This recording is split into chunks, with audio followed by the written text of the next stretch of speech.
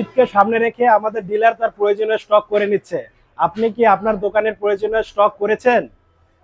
আমি এটা আমাদের ডিলার বা কোনো কাস্টমারকে বলছি না, কারণ তারা এক্সপিরিয়েন্স, তারা জানে কখন কি করতে হবে। আর তাদের সঠিক সিদ্ধান্তের মাধ্যমে তারা অলরেডি তাদের অবস্থান প্রকাশ করেছে।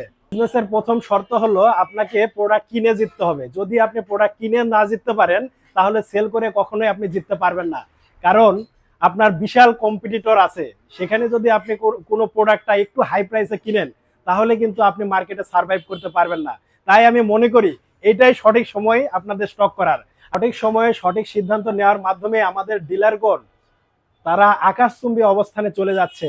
কিন্তু আমাদের কিছু রিটেইলার আছে যারা সঠিক সময়ে সঠিক সিদ্ধান্ত না নেওয়ার কারণে তারা নামমাত্র প্রফিট বা কোনো মতে তাদের সংসার চালাচ্ছে। একই বিজনেস করে কেউ হচ্ছে রাজা, কেউ হচ্ছে প্রজা। এ সময় আপনি স্টক কেন করবেন? ঈদের আগে স্টক করাকে আমি মনে করি এটা একটা উপযুক্ত সময়। আর এই একটা সিদ্ধান্তের মাধ্যমে আপনাদের বিজনেসকে অনেক বেগবান করতে পারেন। আর এই সিদ্ধান্ত আপনাদের বিজনেসকে আগামী 2-3 মাস এগিয়ে দিবে। কারণ যখন আপনার স্টকে কম দামের প্রোডাক্ট থাকবে, তখন আপনি কিন্তু আপনার ইউজার, রিটেইলার সবাইকে ধরে রাখতে পারবেন এবং খুব ভালো সেলসের মাধ্যমে আপনি নিজের আত্মপ্রকাশ করতে পারবেন, যেমন আমাদের ডিলাররা করে থাকেন। ঈদকে সামনে রেখে এবার বেশ কিছুদিন ছুটি থাকবে। আর এই ছুটিতে আমাদের ডিলার যে স্টক আছে সেটা খুব অল্প সময়ের মধ্যেই শেষ হয়ে যাবে। আর ঈদের পরপরই সারা বাংলাদেশের সকল ডিলারগণ একই সাথে ডেলিভারির প্রেসার দিবে ফ্যাক্টরিতে। আর ফ্যাক্টরি ডেলিভারি করতে পারবে না।